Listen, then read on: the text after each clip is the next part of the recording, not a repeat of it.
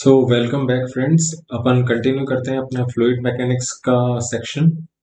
इसमें अभी अपन फ्लो थ्रू पाइप्स डिस्कस कर रहे हैं। इस वीडियो में अपन डिस्कस करेंगे कि अगर पाइप्स को सीरीज में प्लेस किया जाए, क्या मतलब है। अलग अलग डाया के पाइप्स को अगर अपन सीरीज में प्लेस करें तो कैसे अपन कैलकुलेशन करते हैं, कैसे अपन अलग अलग पैरामीटर्स निकालते हैं। एंड एक और चीज, अगर पाइप सीरीज में कनेक्टेड हो जिनके अलग अलग डाया हो तो उसको कंपाउंड पाइप भी बोलते हैं। ओके, यहाँ पे मैंने लिखा है कंपाउंड पाइप। तो आप देख सकते हैं ये फिगर अपन ने पहले वाले वीडियोस में भी डिस्कस किया है, जिसमें हाइड्रोलिक ग्रेडियंट लाइन और टोटल एनर्जी लाइन डिस्कस की थी। तो यहाँ पे तीन अलग अलग डाया और लेंथ के पाइप लगे हुए हैं। ठीक है, यहाँ पे मैंने जो फ्रिक्शन फैक्टर है वो सेम लिया है F1। हो सकता है सब में अलग अलग भी हो। तो कैसे इस तरीके के सिस्टम की कैलकुलेशन करते हैं वो देखते हैं। सबसे पहले सबसे इंपॉर्टेंट चीज जो सीरीज कनेक्शन के बारे में है, वो अपने को समझनी जरूरी है कि if a pipeline connecting to reservoirs is made up of several pipes of different dia all connected in series, then the difference in liquid surface levels is equal to the sum of head losses in all the sections. तो अगर surface level के जो difference की बात की जाए, जब अलग अलग एलिवेशन पे दो रिजर्वॉयर्स कनेक्टेड है, तो इसको अपन सम ऑफ हेड लॉसेस से इक्वेट कर सकते हैं। अब बेस्ड अपॉन कंटिन्यूटी इक्वेशन अपन ये देख सकते हैं कि जो डिस्चार्ज है तीनों पाइप्स में सेम रहेगा, क्योंकि तीनों सीरीज में कनेक्टेड है और कहीं फ्लूइड किसी और जगह डाइवर्ट हो नहीं रहा है। तो discharge through all the pipes remain same and is equal. Now assuming that minor losses are negligible, then head loss can be calculated. So head loss कैसे कैलकुलेट करेंगे, ये जो इक्वेशन सेकंड दे रखी है इससे अपन हेड लॉस निकाल सकते हैं। So head loss will basically what, इस एग्जांपल में तीन अलग अलग पाइप लेंगे तो इन तीनों के जो इंडिविजुअल हेड लॉसेस है उनको जब अपन कंबाइन कर देंगे तो एक टोटल हेड लॉस देखने को मिलेगा। एंड अगर डिस्चार्ज की बात की जाए तो डिस्चार्ज अपन ऐसे निकाल सकते हैं हर सेक्शन के लिए, discharge will remain equal. Basically ये जो इक्वेशन 1 है इसमें अपन ने क्या अप्लाई किया, continuity equation. Now next topic is of equivalent pipe concept.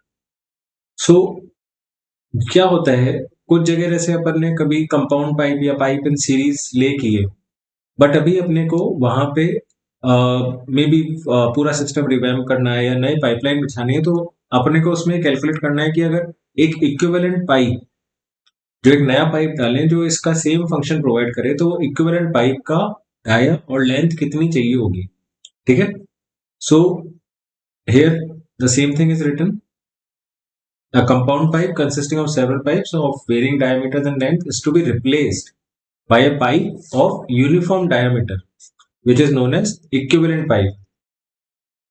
ठीक है, again neglecting minor losses and assuming same friction factor, D and L of equivalent pipe may be determined.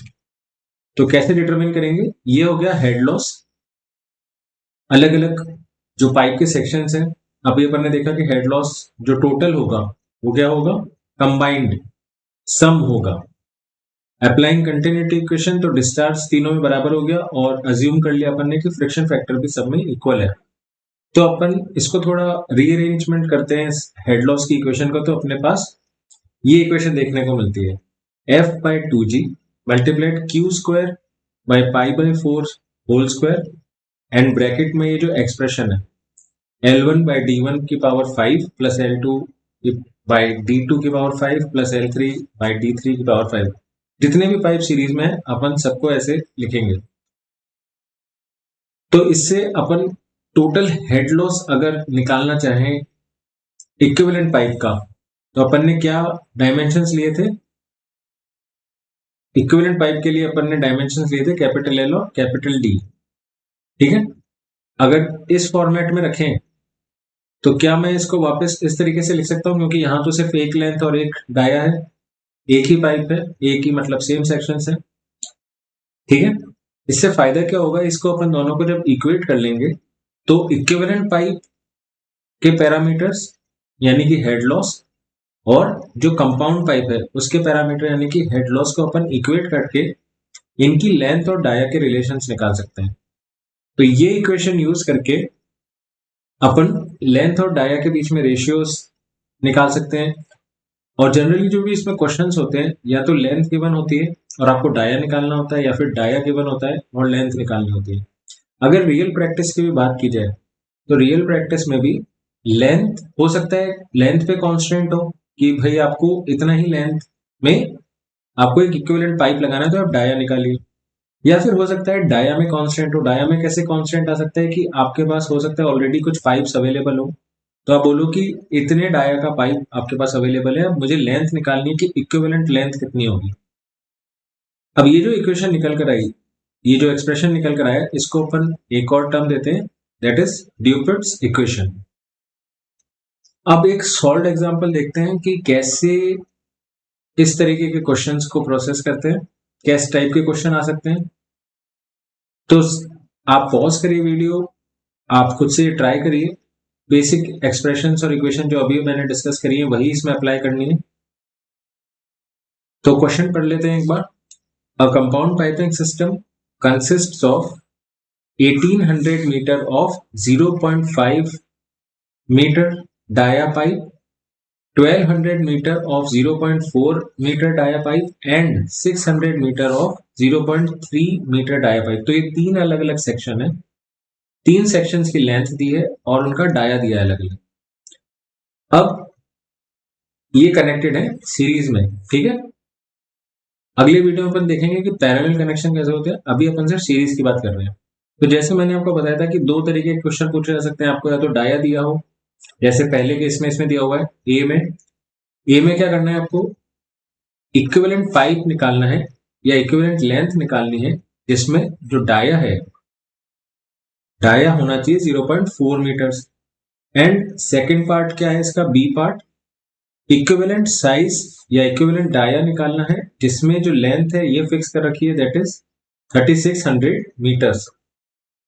तो आप पॉज करिए एक बार, अगर आपने अभी तक अटेम्प्ट नहीं किया है, आपको बेसिक यही एक्सप्रेशन लगाने, इससे ये क्वेश्चन हो जाएगा।